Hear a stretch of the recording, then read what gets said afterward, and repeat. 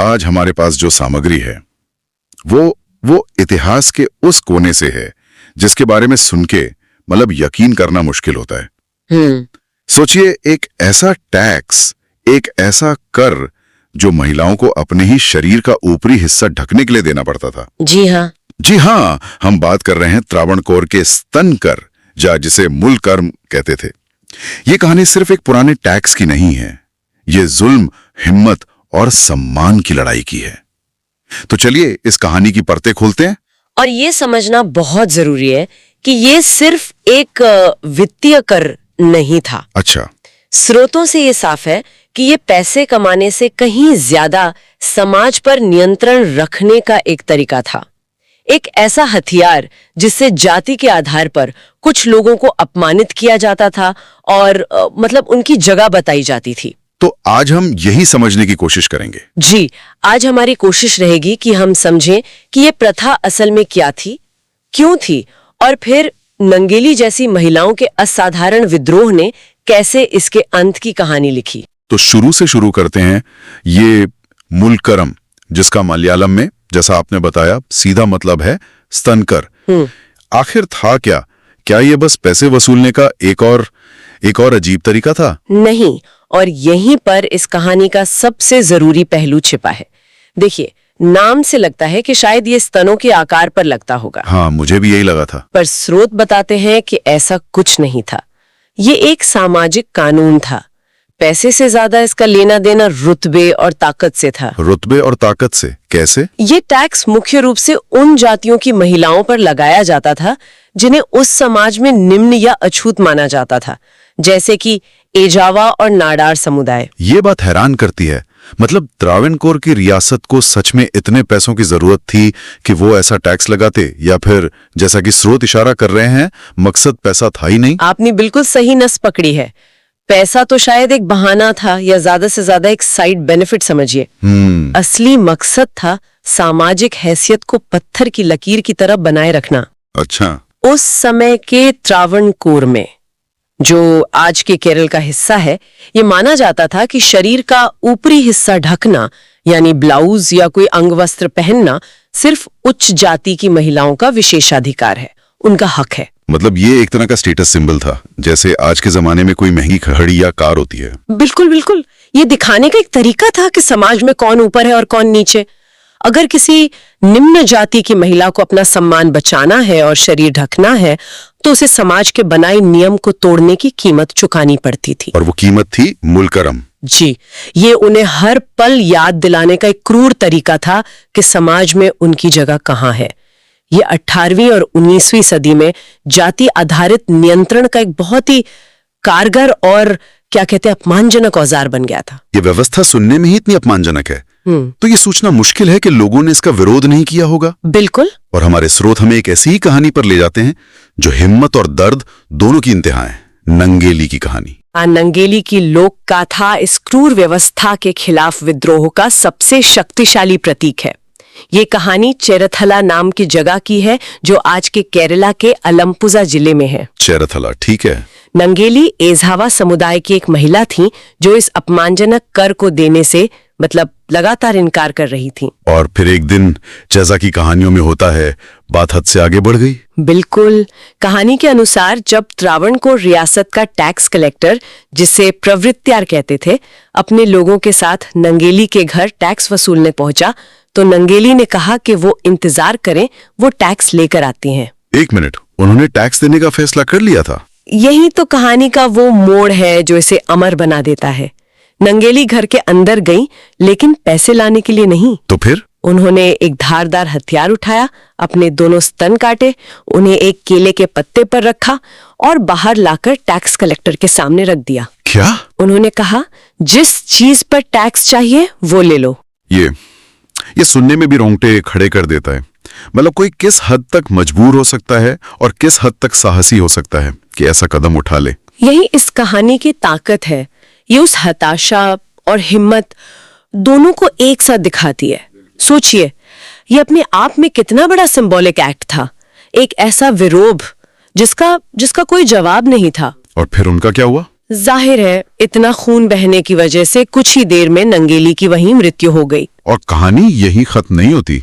स्रोतों में यह भी जिक्र है कि जब नंगेली का अंतिम संस्कार हो रहा था तो उनके पति चिरुकंडन ने इस जुल्म के खिलाफ गुस्से और अपनी पत्नी को खोने के दुख में उनकी जलती हुई चिता में कूदकर अपनी जान दे दी। ये शायद इतिहास में किसी पुरुष के सती होने का एकमात्र दर्ज मामला है। जी, पर यहाँ एक बहुत महत्वपूर्ण बात ध्यान में रखनी चाहिए। बताइए। स्रोत ये साफ करते हैं कि इतिहासकारों के बीच इस बात पर बहस है कि ये घटना बिल्कुल इसी तरह घटी थी या ये एक लोक गाथा है जो समय के साथ और शक्तिशाली होती गई। अच्छा, मतलब इसकी कोई पुख्ता सबूत नहीं है? इसके कोई पुख्ता सरकारी दस्तावेज नहीं मिलते। तो क्या इसका मतलब ये है कि ये कहानी सच्ची नहीं है? इसका मतलब ये है कि इतिहास हमेशा वो नहीं होता जो सिर्फ सरकारी कागजों में लिखा हो।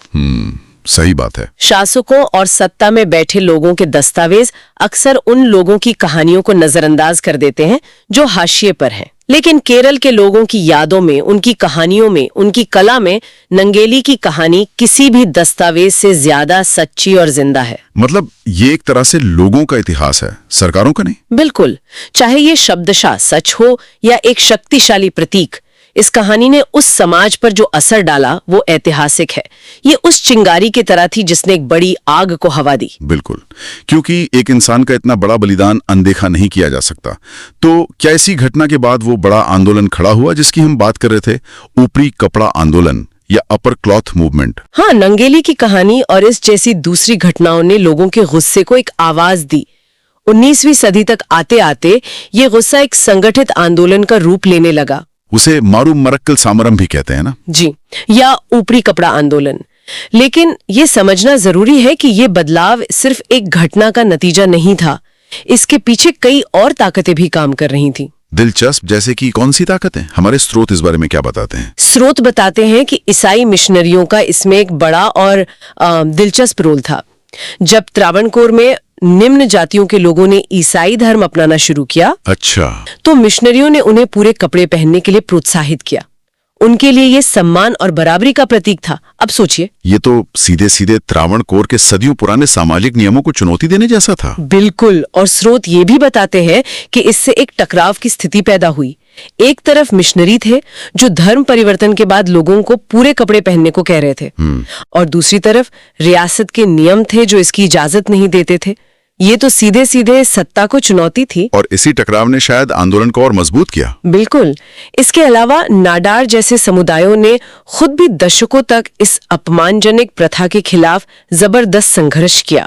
उन्होंने कई बार विद्रोह किए, हिंसा का सामना किया, लेकिन अपनी महिलाओं के सम्मान से कपड़े पहनने के अधिकार के लिए लड़ते रहे। तो मतलब ये एक बहुआयामी लड़ाई थी? जी, अंदर से समुदायों का अपना संघर्ष था और बाहर से मिशनरियों जैसे समूहों का प्रभाव। सिस्टम पर हर तरफ से दबाव पड़ रहा था। तो आखिर ये दबाव काम कब आया? इस क्रूर प्रथा का अंत कैसे हुआ? दशकों के लगातार संघर्ष, विद्रोह और सामाजिक दबाव के बाद आखिरकार त्रावणकोर की रियासत को झुकना पड़ा। साल 1859 में। 1859? जी, त्रावणकोर के महाराजा उत्तरम तिरुनाल मार्तंड वर्मा ने एक शाही आदेश जारी किया। इस आदेश के जरिए नाडार समुदाय की महिलाओं को शरीर का ऊपरी भाग ढकने की इजाजत दे दी गई, लेकिन कुछ पाबंदियों के साथ, जैसा कि स्रोत बताते हैं। हाँ, कुछ पाबंदियों के साथ। तो ये एक बड़ी जीत थी, लेकिन लड़ाई अभी भी पूरी नहीं हुई थी। सही कहा, ये बस शुरुआत थी। ये एक बहुत बड़ी और प्रतीकात्मक जीत थी जिसने दूसरे समुदायों को भी हिम्मत दी। अगले कुछ सालों में, मतलब 1860 के दशक तक, ये अधिकार और समुदायों को भी दिया गया और धीरे धीरे मुलकोरम जैसी अपमानजनक प्रथा पूरी तरह से खत्म हो गई। और इसका श्रेय किसी एक व्यक्ति को नहीं जाता? बिल्कुल नहीं। सबसे जरूरी बात जो हमारे स्रोत रेखांकित करते हैं वो ये है कि ये बदलाव किसी राजा की मेहरबानी नहीं थी। ये उन अनगिनत लोगों के दशकों के संघर्ष का नतीजा था जिन्होंने अपमान सहने से इनकार कर दिया था। वाकई दमन और उसके खिलाफ प्रतिरोध की एक असाधारण कहानी।